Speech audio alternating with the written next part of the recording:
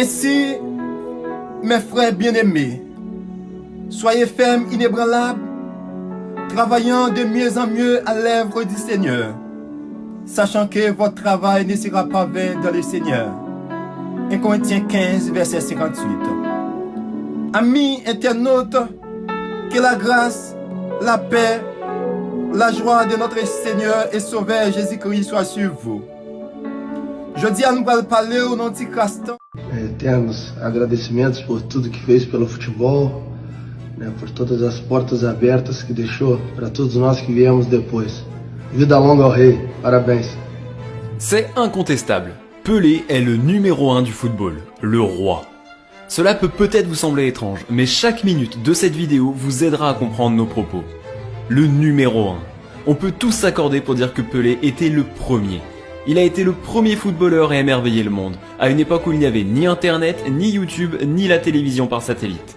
Pelé était le visage que l'on retrouvait sur la une des journaux, il a joué dans des films et il est même apparu à Hollywood.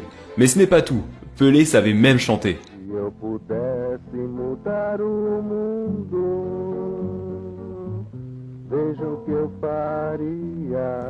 Pelé a été le premier footballeur à transcender le jeu. Il était connu dans le monde entier et il a utilisé sa renommée pour élever les footballeurs au rang de célébrité.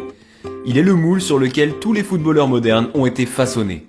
Et nous n'avons pas encore parlé de la magie dont il était doté sur un terrain de football. Pelé était un attaquant qui récupérait le ballon. Il avait l'instinct du buteur, il était athlétique comme Cristiano Ronaldo. Il avait également la technique des joueurs les plus élégants de l'histoire. Il n'avait pas la baguette d'un magicien. Il était le magicien. Le jeune Edson Arantes do Nascimento aimait le football depuis qu'il était gamin, même si sa mère a tout fait pour l'interdire de jouer. Son père était amoureux du ballon rond, mais de terribles blessures ont mis fin à sa carrière. À cause de ce rêve brisé, la famille a connu la pauvreté. Alors, Pelé jouait pieds nus avec des ballons faits de chaussettes remplies de papier journal, attachés ensemble par des ficelles. C'était son côté créatif. Edson, son prénom, s'inspirait du célèbre inventeur Thomas Alva Edison. L'amour de Pelé pour le football était accompagné d'un talent inné et d'une volonté de prouver qu'il avait raison et que les autres avaient tort. À 15 ans, il jouait déjà à Santos, et avant même d'avoir 17 ans, il évoluait avec la sélection brésilienne. Pour ses débuts contre l'Argentine, il a marqué son premier but. Ce but-là n'était que le premier pas de la revanche de Pelé. En 1950, le jeune Edson n'avait que 10 ans, et il a vu son père pleurer quand le Brésil a perdu la finale de la Coupe du Monde, à domicile face à l'Uruguay. I saw my father cry. I say, why you cry? Because men don't cry. At that time, men could not cry. My father said, oh, Brazil lost. Ce jour-là, il a fait une promesse à son père. Je me souviens lui avoir dit en plaisantant, « Papa, ne pleure pas, je vais gagner la Coupe du Monde pour toi. » 14 ans plus tard, en Suède, il est devenu le plus jeune footballeur de l'histoire à disputer un mondial. Puis il est devenu le plus jeune à faire une passe décisive, à marquer, à réaliser un triplé et à marquer un doublé en finale dans l'histoire de la compétition. Incroyable, non? Pelé n'avait même pas 18 ans et il avait déjà remporté une Coupe du Monde en marquant 6 buts en 4 rencontres. Quand le coup de sifflet final a retenti, il s'est écroulé sur le terrain. Il avait déjà tenu la promesse faite à son père et il avait encore toute sa carrière devant lui. Concernant sa carrière, il y a quelque chose que vous devez comprendre. Oui, Pelé en a joué la majeure partie au Brésil, à Santos, et il n'est jamais venu en Europe. Et Dieu sait que les géants d'Europe ont tout fait pour l'attirer sur le vieux continent. En fait, un plan avait été mis en œuvre pour que son départ n'ait jamais lieu, car il était décrit comme un trésor national. Après le succès de 1958, les yeux du monde entier étaient rivés sur Pelé. Le Real Madrid, la Juventus, l'Inter et Manchester United, tous ces clubs se battaient pour le recruter. Afin d'empêcher un transfert à l'étranger, le président brésilien de l'époque l'a déclaré trésor national. L'acheter serait un crime. Le fait qu'il n'ait jamais joué officiellement en Europe est souvent un argument utilisé par les experts du football moderne. Nous avons déjà entendu tous ça, le fait qu'il jouait dans une ligue mineure. Bien sûr, cette affirmation est fausse, mais en plus elle est insultante. On pourrait débattre pendant des heures du niveau du football en Amérique du Sud. On pourrait également parler de l'importance des joueurs sud-américains pour les clubs européens. À l'époque, le football était très différent. Les transferts internationaux n'étaient pas monnaie courante. De plus, lorsqu'un joueur sud-américain quittait son pays, c'était généralement pour être naturalisé et pour ne pas être considéré comme un étranger. Grâce à cela, il pouvait être éligible à des sélections, tels furent le cas de Di Stefano ou Puskás avec l'Espagne, ou bien de Sivori avec l'Italie. Mais cela voulait aussi dire que comme il n'y a pas eu d'exode, seuls les meilleurs des meilleurs étaient présents sur chaque continent. Imaginez un instant, un scénario dans lequel les transferts entre continents ne peuvent avoir lieu.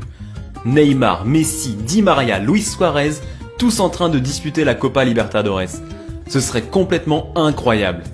Quand la Copa Libertadores se jouait à l'époque de Pelé, c'était le cas. Ce tournoi était aussi disputé que la Coupe d'Europe, et avec Santos, Pelé régnait sur le continent. Ensemble, ils ont remporté 6 championnats du Brésil, 10 championnats de Sao Paulo et 2 Copa Libertadores. Ayant conquis l'Amérique du Sud, ils se sont tournés vers le monde. Avec Pelé, Santos a remporté 2 coupes intercontinentales. Tout cela face à l'AC Milan de Cesare Maldini, Rivera et Trapattoni. Mais aussi face au Benfica de Eusebio et Santano. La renommée de Santos et de Pelé est devenue si grande qu'ils ont contribué leur tournée à travers le monde. Tout le monde voulait voir Pelé jouer et Santos a profité de cette expérience. En 1959, l'équipe brésilienne a joué 99 rencontres en Amérique centrale et du Sud, puis elle s'est déplacée en Bulgarie, en Belgique, aux Pays-Bas, en Italie, en Allemagne, en Suisse, en Espagne. Ils ont joué partout. Dans son autobiographie, Pelé écrit les mots suivants. « Nous étions sollicités. Les hommes en costume étaient très désireux d'encaisser l'argent. » En 1962, le cirque de Santos s'est rendu jusqu'en Angleterre, le pays du ballon rond.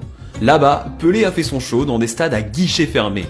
À l'époque, le correspondant du Guardian Eric Todd a parfaitement résumé l'admiration suscitée par Pelé. Quand on considère le nombre de superlatifs gaspillés sur certains attaquants de ce pays, en trouver de nouveaux pour décrire Pelé devient plus évident. Un jour, face à Sheffield Wednesday, le milieu adverse Tommy Craig a passé les 10 dernières minutes à poursuivre Pelé sur le terrain. Il n'essayait pas de lui prendre le ballon, mais son maillot. J'ai dit à l'arbitre de me donner le signal quand il allait s'apprêter à siffler pour que je puisse me tenir à côté de ce grand homme. Quand le coup de sifflet final a retenti, j'ai attrapé Pelé par la taille jusqu'à ce qu'il se sépare de son maillot. D'autres joueurs cherchaient désespérément à obtenir un souvenir. À ce moment-là, l'échange des maillots était loin d'être une habitude. Pelé s'est imposé comme une star internationale, comme un héros qui a transcendé le sport. Un homme pour qui les gens étaient prêts à payer. Dans ce tour du monde de Pelé et de Santos, il y a une histoire atypique. Le jour où ils ont mis fin à une guerre. Quand Pelé est venu jouer un match amical contre l'équipe nationale, le Nigeria était en pleine guerre civile. Les deux camps ont convenu d'un cessez-le-feu pour que les Nigérians puissent célébrer la venue du roi du football. Avec le Brésil, son Altesse n'a pas remporté 2, mais 3 Coupes du Monde. Il l'a d'abord remporté en 1958, alors qu'il était adolescent. En 1962, il était présent mais n'a pas beaucoup joué à cause d'une blessure. En 1970, au Mexique, ce serait sa dernière danse. Ce serait l'adieu parfait pour Pelé et les Brésiliens joueraient le meilleur football de l'histoire. Ce serait également un moment décisif pour l'histoire du football, car la Coupe du Monde 1970 au Mexique serait la première à être diffusée dans le monde entier et en couleur. Enfin, le monde entier pourrait voir Pelé en action. Après avoir tout gagné, après avoir marqué plus de 1000 buts, Pelé a pris sa retraite. Mais pas pour longtemps. Comme on l'a dit, c'était un pionnier. Il a donc été la première superstar à évoluer aux États-Unis. C'est Henry Kissinger, l'ancien secrétaire d'État, qui l'a convaincu de sortir de sa retraite et de signer avec le New York Cosmos. Pelé a été un élément fondamental pour donner du crédit au football en Amérique du Nord. Et l'histoire résume parfaitement la légende. Pelé a été un ambassadeur du jeu, un personnage qui s'asseyait à la table des papes, des secrétaires d'État et des rois. Il était ami avec Nelson Mandela et la reine Elisabeth l'a fait chevalier, bien qu'il n'ait aucune origine britannique. Toutefois, son plus grand titre est peut-être le plus simple. Venant d'un pays qui produit légende sur légende, Pelé sera pour toujours le meilleur Brésilien de l'histoire du football. Et à chaque fois que vous voyez un record battu par Cristiano Ronaldo ou Messi, ou bien l'avenir par Haaland ou Mbappé, souvenez-vous que ce record a d'abord été établi par Pelé. Pour terminer, nous allons laisser le roi s'exprimer, car comme l'a dit Cristiano Ronaldo, quand Pelé parle, le monde écoute. That is the player now. They didn't love the team, they didn't love the game today, they love the money because they go to the Real Madrid,